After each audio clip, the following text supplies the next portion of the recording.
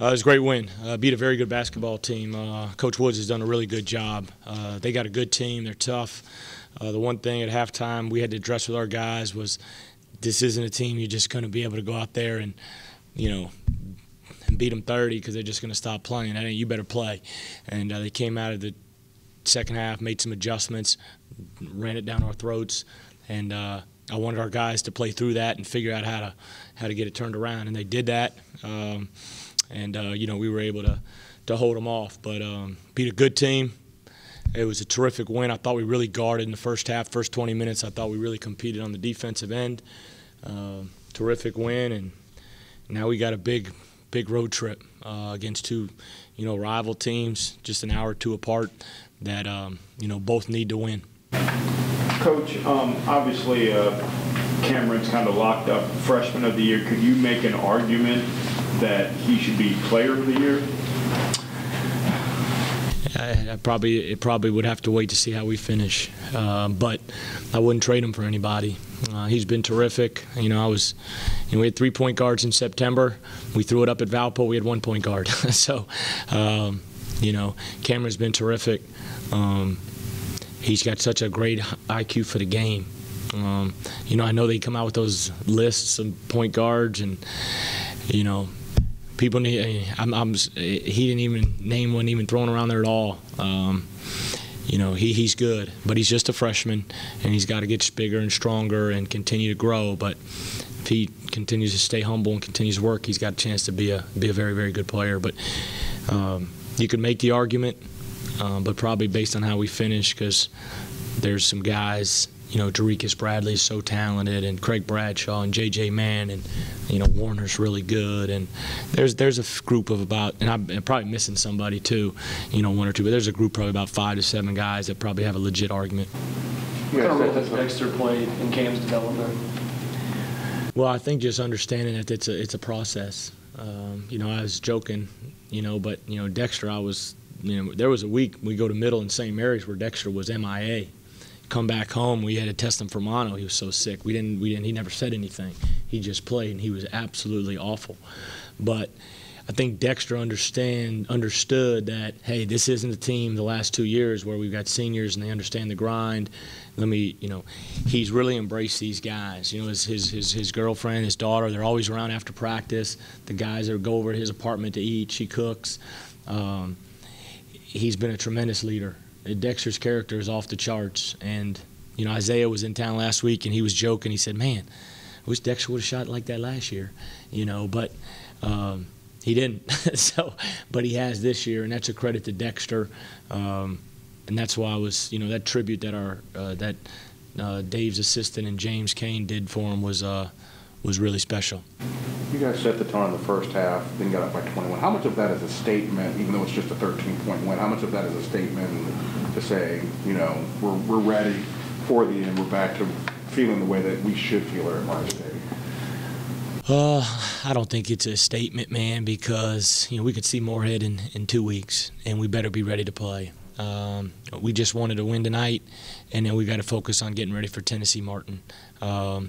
It was great to see us from where we've been in November, December, where we had 3 good days of practice. We really did, and I felt we played good tonight because of the way we practice, and they understand drills, and they understand rotations. And where November and December, I'd walk out of there, and I didn't know if we were ever going to understand anything. And I thought we really guarded and executed the game plan well. We gave up some dribble drives. We gave up a couple post feeds, that will go on the tape and show them. But defensive, I thought we were really active in the first half, and that was really the big difference of the game. Talking about the opening of the second half, you were definitely a little bit frustrated with how your team came out. Well, they shot layup after layup after layup, and the bench was yelling, "Get a timeout!" But I wanted them to figure it out. They needed to figure it out. It's 14 games in a conference play. They need to figure it out without me calling a timeout, and they responded. And, we were able to score and keep it at 9, 11. If it got to 5, I probably was going to call one. But they were able to respond. And we got our second wind, I guess. And from about the 15-and-a-half minute mark on to the last probably 2 minutes, 3 minutes, I thought we were back to being really good. Warner missed a couple open jump shots, but the strength of their team is post feeds and really driving it, and early that's what they did. And then finally I thought we got back into our rotations and got into our gaps. Talk about handling their bigs. It seemed like that would have been the key of the game, and Jonathan and Jarvis played really well. Both even Cam and Dexter said this might have been Jonathan's best game. Yeah, it's amazing. You look at Jonathan Farrell. He looked, when he was walking, I was coming out for warm-ups or starting lineup, and I looked at him, I said, man, that guy's body, if you watched him in November, it looks totally different. I mean, it's the same guy. We just stuck with him, and he's been able to get himself in shape and made some really good plays. Probably need to get him the ball more, and then he's got to, he missed a couple bunnies. But, they competed, not the first 5 minutes of the second half, though. They were getting exposed. But for 30, 35 minutes, they really got after it. But, Drew Kelly's very good, and we tried to recruit him like crazy. I couldn't get anywhere on that. I was an assistant then. Posthumus is big and can score around the basket and makes it tough because of his size. Warner's a guy I'll vote first team all conference, so they're good, and, they'll finish. They got 2 home games.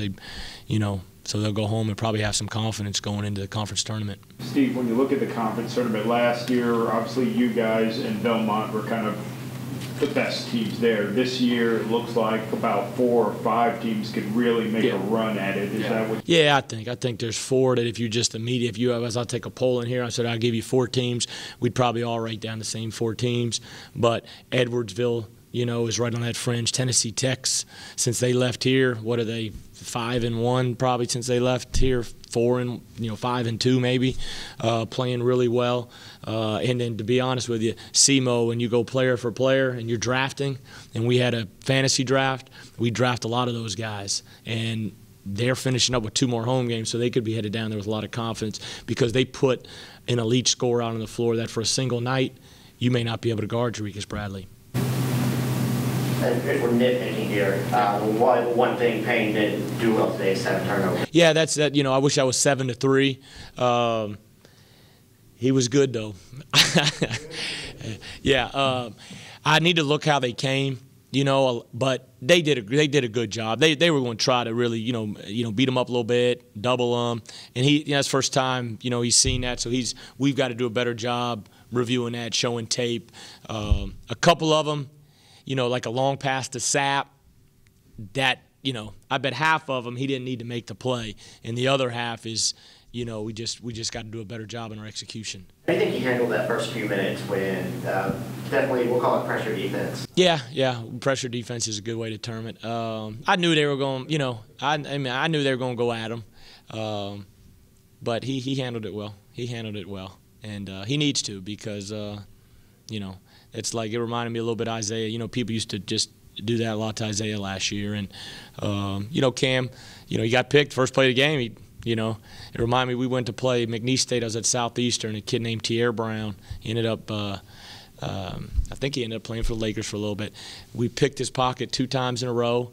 And for the next 38 minutes, he got 40, and it was, so Cam was, Cam's been through it now, and he's grown up. So he handled it well. And that's what I told the guys right away because I think the clock stopped or we had a stoppage of play. I said, guys, just play, man. They're going to come at us. We know they're a physical, tough team. So we had to handle that the right way. About how much weight would you like to see him add overall? I don't. His legs are good. His upper body's got to get some weight. If he gets 10, 15 pounds, he needs a good summer and spring and summer to get that. We didn't have a strength coach this summer. We are. Him having mono, I assume. Yep. Yeah. We didn't have a strength coach. Strength coach left right before the first week of summer school. Left, and took another job. So we didn't have anybody. So we got a whole new group of team coming in. We got no strength coach, so we got somebody to come over here and help out for a month. And then he got mono, and he really didn't do anything July, August, September. So that hurt him too. But it's like you look at Kevin Durant though, and I'm not comparing him to Kevin Durant, but body wise, Durant benched 185 4 times, but if we're drafting 2, you're taking LeBron and then you're taking KD. finally, they only had shot one free throw. Talk about how your defense. Yeah, I looked. I didn't realize that, and that's one thing that's a strength of their team: rebounding, the toughness, the defensive mindedness, getting the free throw line. But that was one of our biggest keys. Was hey, we got to keep them off the line. We need to shoot more free throws than them, and then we need to out rebound. We ended up getting beat by one, but I thought the second half they willed themselves a little bit more on the offensive glass.